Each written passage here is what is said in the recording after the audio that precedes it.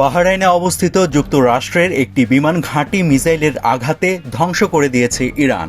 এ তথ্য নিশ্চিত করেছে ফার্স নিউজ এজেন্সি। ইরানের ইসলামিক রেভলিউশনারি গার্ড কর্পস বা আইআরজিসির সঙ্গে সম্পর্কিত এই সংবাদ সংস্থার প্রকাশিত ফুটেজে দেখা যাচ্ছে দূরবর্তী লক্ষ্যবস্তুতে একের পর এক রকেট বিস্ফোরিত হচ্ছে।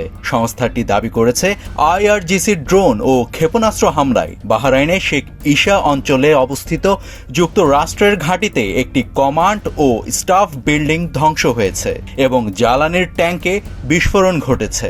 এর আগে বাহরাইনে যুক্তরাষ্ট্র পরিচালিত একটি নৌঘাঁটি থেকে ধোঁয়া উঠতে দেখা গেছে।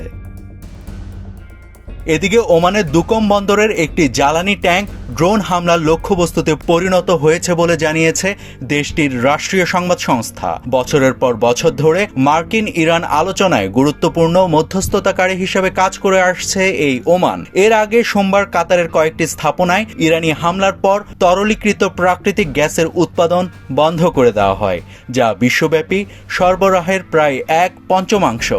সৌদি আরবও বৃহত্তম দেশীয় তেল শোধনাগারের উৎপাদন স্থগিত রেখেছে।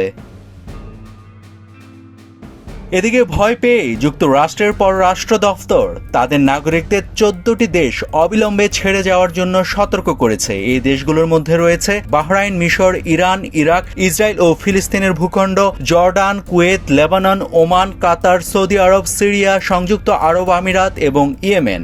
নাভিদ হাসান, সোনালী নিউজ।